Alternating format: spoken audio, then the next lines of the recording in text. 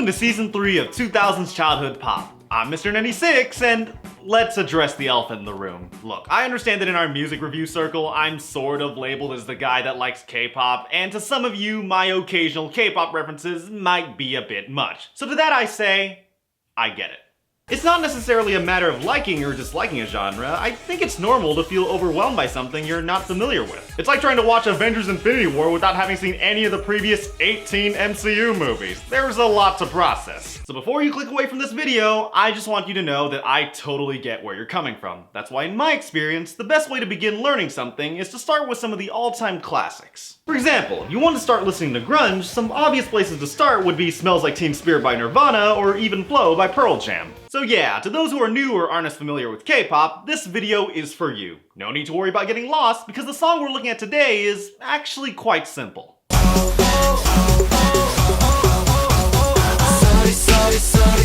There are many songs I could have chosen as an introduction to K-pop, but I don't think there's a song more defining of an entire generation of music than this one right here. Plus, by the time this video is uploaded, it will be this song's 10-year anniversary. Sort of. You see, Korean Standard Time is 17 hours ahead of Pacific Standard Time, so that's why this is being published at 6 AM instead of my usual 7 AM, because by 7 AM here, it will be March 10th in South Korea. Thus making it more infuriating that Daylight Savings is on the 10th this year, meaning this whole scheduling conflict could have been avoided had Daylight Savings just been one day earlier, but I'm getting off topic. Back to the video. So you know how people talk about the golden age of hip-hop in the late 80s and early 90s? That's generally where people start when learning about hip-hop, and in that vein, K-pop sort of had its own golden age as well. While the exact timeline is up for debate, people generally seem to agree that the golden age of K-pop took place sometime in the late 2000s and early 2010s. This is around the time I started to listen to the genre, so for me, I was at the perfect age to get into this kind of stuff. And look, as many K-pop songs as I've listened to, even I haven't listened to enough of the classics to consider myself an expert, so I'm just speaking from the perspective of an international fan. From my experience, several hits I remember back in the day include I Don't Care by 2NE1, Lucifer by SHINee, Haru Haru by Big Bang, which, yeah, I'm gonna have to talk about this one day. Then we've got G by SNSD, The Boys by SNSD, basically anything by SNSD. And to my non-K-pop audience, we prefer to call Girls' Generation by their Korean name SNSD, which is short for Sonyeoshide, similar to how BTS is short for Bangtansonyondan. And while I could talk about bands like Big Bang or SNSD who still hold massive cultural relevance to this day, I want to talk about someone who not only peaked in the golden age, but most accurately represents our image of K-pop. This is 슈퍼주니어. They are one of SM Entertainment's most iconic bands, whose time in the spotlight was a sight to behold. Back when I reviewed Fake Love, I talked about how Korean labels have a big three in SM, YG, and JYP, so I think it's appropriate that the superstar boy band from Korea's largest label, that being SM, would have massive worldwide appeal. I mean, look at these guys. Super hot, electronic sounding music, high budget music video, a roster count in the double digits. They are the quintessential Korean boy band. In 2009, the relatively unknown 슈퍼주니어 at the time would release a song called Sorry Sorry, but little did they know that this was the song and music video to catapult them into stardom. At the time of this breakout, 슈퍼주니or consisted of 13 members, and I would honestly love to talk about them all, but we don't have time for that, so I'm gonna give you the Cliff's Notes version of who they are. This is Siwon and Ituk. They are more or less the faces of the group, with Ituk being the leader and Siwon being the visual and international leader since he can speak English. In other words, they're the pretty ones. This is Kyuhyun, Ryowook, and Yesong. These three are the main vocalists of the group, so expect to see them often. You can remember their names by looking at the title of 슈퍼주니or subunit, Cry. It's almost as good as their fandom name, ELF, which stands for Everlasting Friends. I am not making that up. Other noteworthy members include Heechul, Eunhyuk, Donghae, and Shindong, and then we've got the rest in Songmin, Kangin, Hangang, and Kibum, the latter two having left the group soon after their big hit. Speaking of their big hit, I specifically mentioned the music video because Sorry Sorry also has one of the most famous K-pop music videos ever. And if there was a time and place similar to early 80s MTV to promote music videos, it was YouTube in 2009. For anyone who used YouTube back in the day, you would know that 2009 was the year when Vivo was established. For those who don't know, Vivo is a multinational video hosting service which served as a joint venture from America's big three music labels, Universal, Sony, and Warner. Through the launch of Vivo, YouTube became the widely accepted distributor for music videos it is today. So if you've ever wondered why really old songs on YouTube all seem to have been uploaded in 2009, that's why. And because of this cultural shift in media consumption, K-pop would be one of the major beneficiaries of YouTube's surge in musical relevance. Koreans refer to the spread of their culture as Hallyu, or the Korean wave, and in the last decade, that wave went from continental to global. Hell, Fox is even doing an American spin-off of The King of Masked Singer in Korea. A number of people have wondered why K-pop today is way more popular than J-pop. And it's not a bad question. K-pop itself wasn't invented until the 90s, and Japanese media has been around for much longer. So why was K-pop the one that became the worldwide behemoth it is right now? The answer to that is surprisingly simpler than you think. Sure, we love Japan, and Japanese media has become ingrained into our culture, but on the other side, Japan doesn't need us. Japan may be similar to California in size when it comes to area, but unlike California, the islands of Japan are home to 126 million people. They have over 3 times the population of California, so as a music industry, Japan can survive on its own. Sure, international exposure helps, but due to its massive size, Japan has no true incentive or need to tailor its music for international audiences. By comparison, South Korea only has a population of about 51 million, so international exposure is much more important in sustaining its music industry. But even from a cultural standpoint, Koreans are much more open when it comes to embracing Western culture. Many Korean artists wear their influences on their sleeve and regularly cite notable Western artists they respect. Taeyang of Big Bang considers Michael Jackson his biggest inspiration, and Jennie from Blackpink says Rihanna's her #1 idol. The reason I bring all this up is twofold. The combination of both South Korea's international marketing as well as YouTube's rise as a musical platform was the perfect storm for Super Junior to make a lasting impact.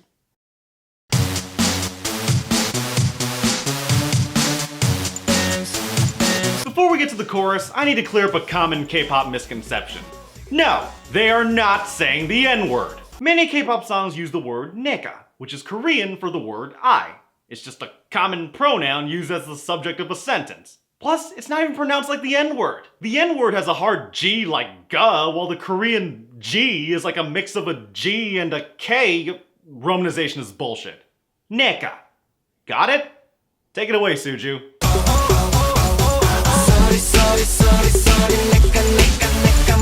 The first thing that's immediately noticeable about the song is that the synth riff is catchy as hell. Try getting that out of your head for the next week. Dun dun dun dun dun dun dun dun.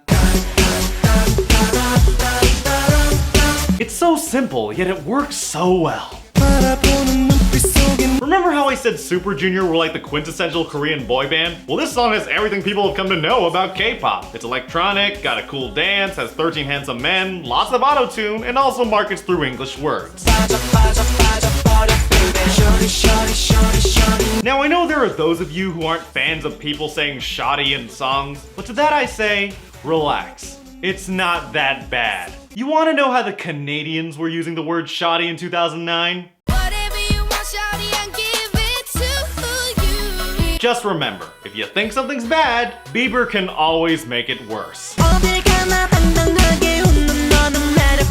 Another trope of K-pop people point out is the heavy use of autotune, but in this song, it fits the environment and doesn't come off as jarring or out of place. Plus, this electronic music actually fits in well with what we were getting in the States at the time. If you weren't around in 2009 or 2010, the charts were flooded with electronic-heavy, auto-tune club music that seemingly dropped any pretense of authenticity. It was the trap music of that era. You could say that makes Sorry Sorry dated, but I'd say it's wonderfully dated since it's at least cleaner than those other ones. And by clean, I'm not talking about any dirty lyrics or anything, so don't go thinking I'm some prude. I'm talking about the structure of the song. Those other songs I mentioned are ugly jumbled messes sung by meatheads with no message deeper than I wanna f you in the most unsexy way possible. And sure, these guys want to get in your pants as well, but they at least try to come off as suave and cool. But that's actually something that makes Super Junior stand out. Many people think of K-pop as this sugary genre full of over-the-top music, which I can't say is untrue. But Super Junior have never really been the kind of band to dip into the cheesy side of K-pop, at least not since Sorry Sorry. Sorry Sorry is how most people were introduced to Super Junior, so people mostly know them as this cool, nicely buttoned up boy band. But unlike many people, I actually looked into their music pre-2009, and it is something you need to see for yourself. This is Super Junior's debut single from 2005 called Twins Knockout, and it is one of the most wonderfully ridiculous K-pop songs I have ever heard.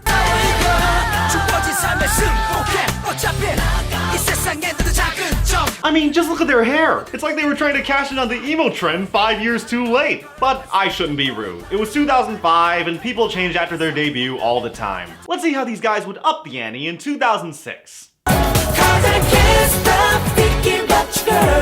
my god.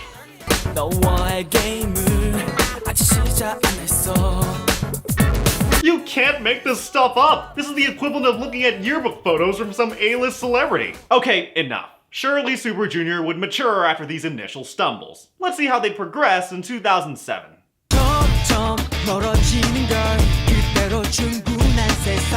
Yeah, this ain't really working as much. I mean, it's kind of amusing, but I just can't buy them doing this edgy early 2000s rock. And considering this was in 2007, this was dated on arrival. It was dated when the Backstreet Boys did in 05, and it's even more apparent here. Oh, Rio, that hair does not suit you at all. Do not worry, young child, 2 more years will do you wonders. But considering their odd beginnings, doesn't Super Junior's Sorry Sorry aesthetic just look a billion times better? You see, Let's Dance, much more fitting for their skill set. But over the years, Sorry Sorry has become Super Junior's defining song even as they've evolved. And they've changed a lot. Here's them when they started.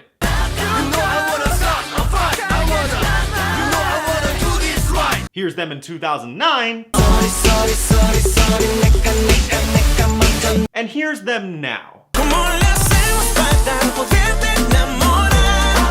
If I had to accurately describe Sorry Sorry for my non-K-pop audience, I'd say it's a good appetizer for K-pop. It's got the singing, the dancing, and the synth-driven aesthetic you'd expect, but it doesn't go completely overboard into the weird territory. It's a perfect entry song into the genre. For reference, I recently listened to this new JYP group that debuted about a month ago, and I really like them, but at the same time, I'm also aware that they might come off as way out there to someone who doesn't listen to a lot of K-pop. Sorry Sorry does not have that hang-up whatsoever. It has the kind of style that fit the late 2000s, and it was one that would carry them for the next several years. Just 1 year later, Super Junior released their next album, along with its title track, Bona Mana. I really like this one. It very much follows the model set by their breakout hit, and while it may not be their most iconic song, it did well enough to make the Bona Mana album South Korea's highest-selling album of 2010. Oh, and it doesn't stop there. 1 year after that, they follow with another hit album whose title track was definitely one to remember. Because I naughty. When you think of Super Junior, you think of 2 songs, Sorry Sorry and Mr. Simple. Some people refer to Mr. Simple as Sorry Sorry 2.0, but personally, this is my favorite song of theirs. Along with Ah Cha, of course. But seriously, this song is gold. Compared to Sorry Sorry, it's got more of a lively vibe, and the autotune is toned down to allow the vocalist to shine.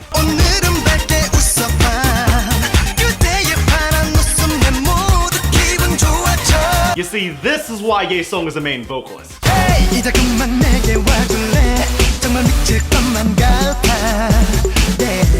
Case in point, a year after Mr. Simple, Super Junior would have one more year-end chart-topping album. Personally, the song's just aight, but hey, the album led the year in sales, so what do I know?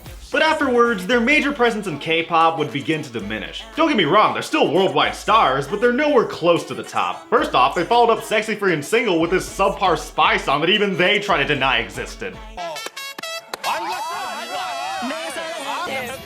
Now, I can't give an accurate analysis on Korean trends since, I wasn't there. But personally, I think time and military really diminished their popularity. For those of you who aren't familiar with Korean conscription laws, South Korean males between the ages of 18 and 28 must enlist for 2 years in the military. On one hand, I can totally understand since they share a border with North Korea, but on the other hand, it does severely interrupt every male K-pop career. Most of Big Bang are currently in the military as we speak, and Jin of BTS is scheduled to enlist later this year. Super Junior did release an album in 2014, but due to most of the members having to serve in the military afterwards, they wouldn't release their next studio album until 2017. If you thought 2 years was a lengthy break for the Chainsmokers between Selfie and Roses, 3 years might as well be 7 in K-pop. Doesn't help that they're not even the biggest SM boy band anymore. Yeah, whatever Thunder Super Junior had, EXO took that fame and tripled it. In terms of commercial success, they're the only Korean boy band in the same stratosphere as BTS. I mean, just look at the album charts in 2015 alone. Now that's just not fair. But if you listen to Super Junior's music in recent years, it's actually pretty good. Otra Vez is a nice tune to play, and Black Suit is definitely a solid listen. It's definitely the sound of a band who's matured over the years. 혼잣말하기 좋아하는 이특 씨가 이곳에 있다 그래서 왔는데요. 은혁 씨가 목격을 했다 그러죠? 은혁 씨 어떻게 된 거예요? Mostly. But if you ask me for my favorite modern Super Junior song, one that I highly recommend is a little tune they released last year.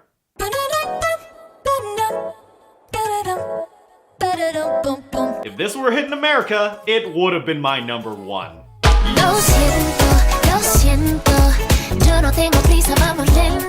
And for those of you wondering, yes, I am quite aware that Lo Siento just so happens to translate to sorry. Hey, you can't abandon your roots, right? Everything always comes back to this song, and for good reason. It's catchy as hell, makes you want to dance, and is just so goddamn cool! Holy shit, they're on the ground! This has everything. Really, the only thing missing from this song is some rapping, but unlike a number of K-pop bands, Super Junior never really delved into rap that much. If you think about it, that's actually true for most SM bands. SM has a very clean-cut and pristine look to their group, so most of the designated rappers in their bands are only rapper by position instead of choice. Sure, there are exceptions, but don't expect most SM guys to be spitting bars. If you look outside the SM factory, RM and Suga of BTS actually grew up in the hip-hop scene, freestyling, dropping mixtapes, and so on. So all I'm saying is don't expect Eunhyuk to challenge Mirio from Brown Eyed Girls to a rap battle. Don't get me wrong, Eunhyuk's good. I'd say he's better than most SM guys. But here on my show, we don't encourage suicide. The only thing you need to know is that you should listen to Sorry Sorry. It's an all-time classic in its genre, and Super Junior deserves more love for continuing to pump out quality music. I only have one more thing to add when it comes to this song. Remember that auto-tune vocal thing Nate Roos did in Some Nights? Some terrible Yeah, from what I've heard, that section was intended to mimic a guitar solo. Quite creative if you ask me. The only problem is that Yuhyun did it first. So what do you think of Super Junior? Let me know in the comments, and if you want more music reviews, hit the subscribe button and click on the bell to see more.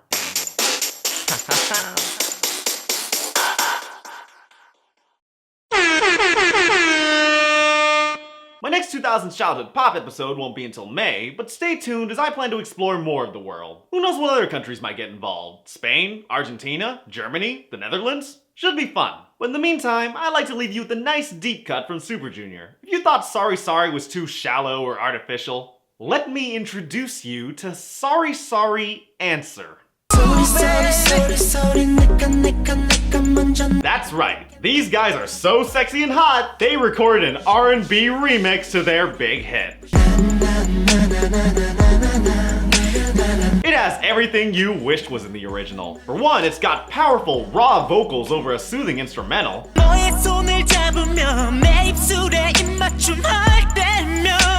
And not only that, they even managed to give Donghae and Eunhyuk their own rap verse.